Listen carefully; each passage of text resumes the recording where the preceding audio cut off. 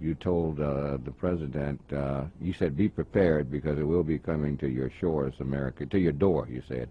And your advice to Obama was to remember the words you're making to other nations. Well, today, our dear brother, you know, has to be very, very careful in this decision that he and his Secretary of State and Sarkozy and Prime Minister Cameron and others are planning. They would love to go into Libya and kill Brother Kadafi and kill his children, as they did with Saddam Hussein and his sons Qusay and Uday. You must remember, dear people of America, that whenever government wants you to think and act in a certain way that would bring justification to an action that they are already planning to make, they must make the person that they hate a boogeyman. Now, nobody wants civil war. It is the bloodiest of all kinds of wars because you're fighting your own brothers. You're fighting the people of your own language and culture and history. So in every nation, brothers and sisters, there is dissatisfaction. And what the CIA does is go into a country and move among the people that are dissatisfied to stimulate a revolt against a leader that they don't like because they want regime change. I want to be specific. When George W. Bush was president, he said they wanted regime change in Iran, in Korea. Regime change. How do you get regime change, honest America? How do you do that? Congress, the Congress of the United States, voted to spend $150 million to replace the government in Iran that America doesn't like. So they send their agents in to work among the, the dissatisfied.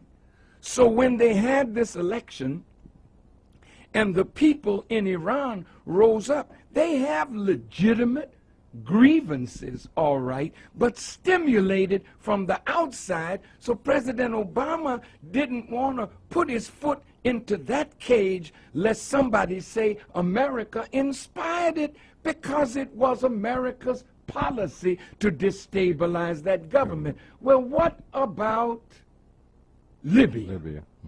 See, how much money is being spent to arm the so-called rebels?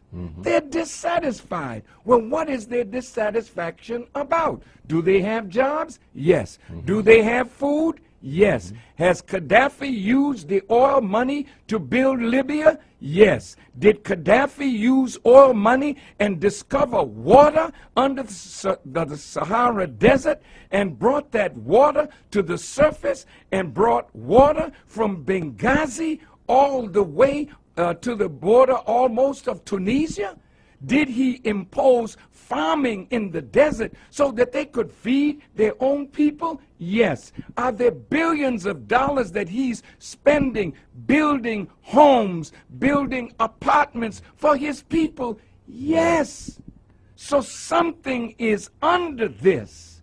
And so when America, England, France, three imperialist powers want to destabilize that country, is it that you're so concerned? Now listen to this hypocrisy, American people.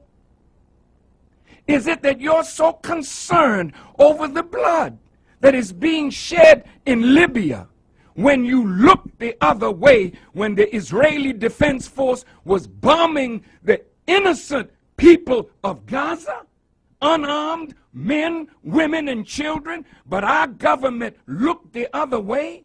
You looked the other way when the Israeli Defense Force went into Lebanon thinking that they were going to have an easy victory. Then you had to come out with your tail between your legs. Don't tell me and wise black people or white people that you're interested in black suffering. Where were you in Rwanda? Where are you in the Congo? Why did you go to Darfur? Because oil is there. No, you don't want to save the Libyan people. That's your noble motive to hide your wicked agenda. Now, I want to warn you in the name of Allah that this is more complex than what you think. Go into Libya if you want to. The Libyans do not want foreign occupation on their land. And when you make that kind of move, if you're not careful, you'll unite the Libyan people against you. And again, Kadafi wasn't sitting in any tent twiddling his thumbs over these last 10 years. This man has been investing in African development.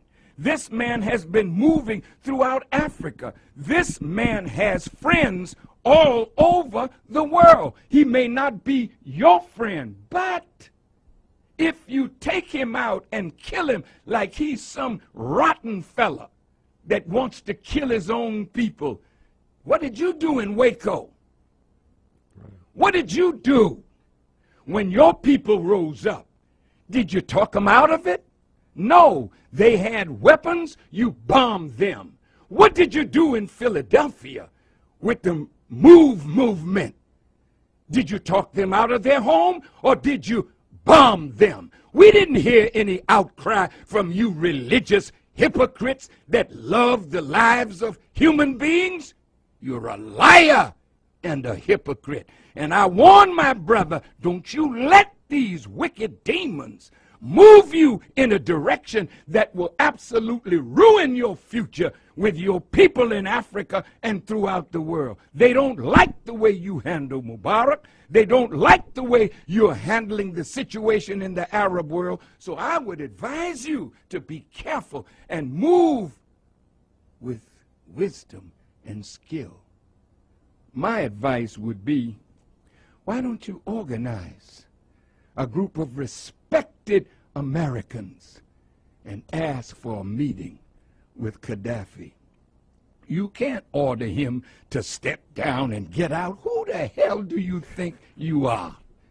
That you can talk to a man that built a country over 42 years and ask him step down and get out? Can anybody ask you? Well, there's a lot now going to ask you to step out of the White House because they don't want no black face in the White House. Be careful, brother, how you handle this situation because it is coming to America. It has already started. Look in Wisconsin. Look in Ohio. Look at what's going on in your country and remember your words because the American people are rising against their own government. It's not Muslims, it's not black people, it's white militia that are angry with their government and they are well armed. Are you going to tell them, put your arms down and let's talk it over peacefully? I hope so. But if not, America will be bathed in blood, not because Farrakhan said so, but because the dissatisfaction in America has reached the boiling point. Be careful how you manipulate the dissatisfaction in Libya and other parts of the Muslim world. The Honorable Minister, Louis Farrakhan. More intelligent conversation.